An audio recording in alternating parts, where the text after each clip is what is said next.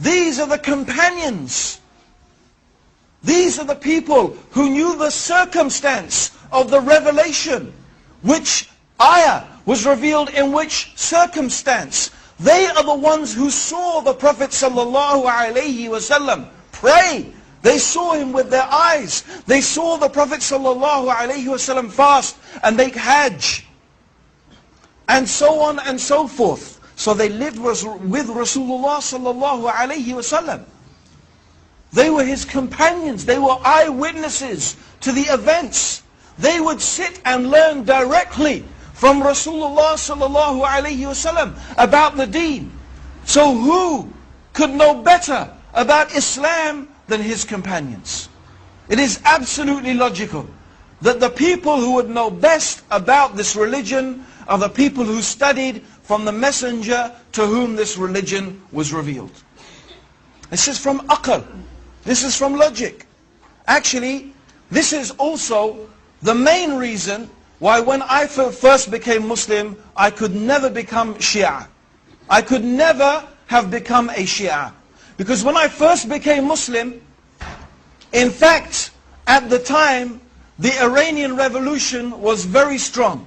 And outside the mosque where I now work, which is the main mosque in London, the Regent's Park Mosque, the Central Mosque, every week you used to have the Shia handing out a newspaper, Al-Khayran it was called. And we used to read it avidly. And we used to follow this slogan, no East, no West, Islam is the best, and all that type of stuff. Okay?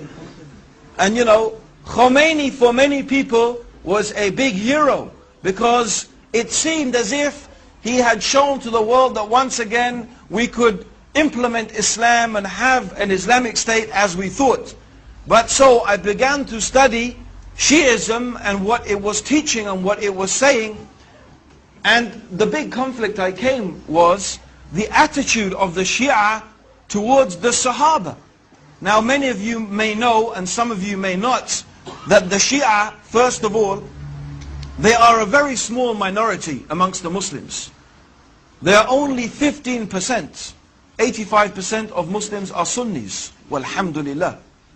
The Shia only constitute about 15%. So they are a small minority. However, their claim is, amongst the many things that they say, is that the majority of the companions of the Prophet apostatized from Islam after the death of Rasulullah sallallahu alayhi wasallam. Particularly the three taghuts, who they call, a'udhu billah, the three taghuts, Abu Bakr, Umar and Uthman. They call them the three taghuts, which means, taghut means a false god. Something that anything that is worshipped besides Allah is a false god.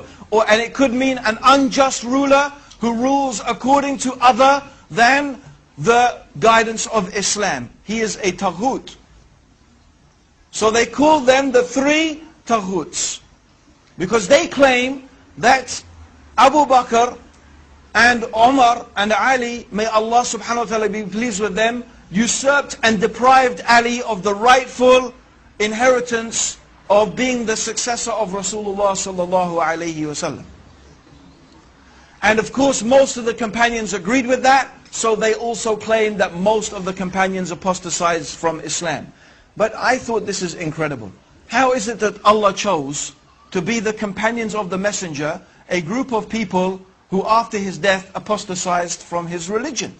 And these are the people who spent all of their life with Rasulullah sallallahu alayhi wasallam. These are the people who are ready to give and often did give their lives in the service of Islam to protect the Prophet sallallahu alayhi wasallam and to protect the religion that the Prophet preached. How they sacrificed their money and their time and everything for the cause of Allah and His religion.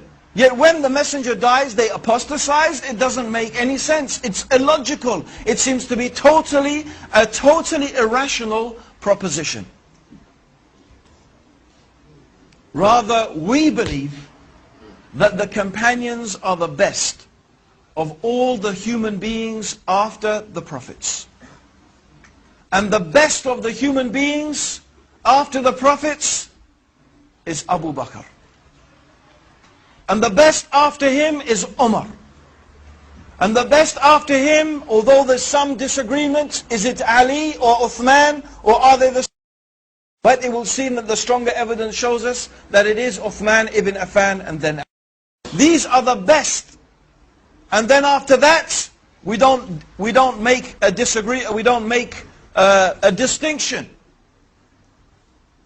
amongst the companions. But generally also the companions themselves are the best of the human beings after the messengers. This is the status of the Sahaba with us.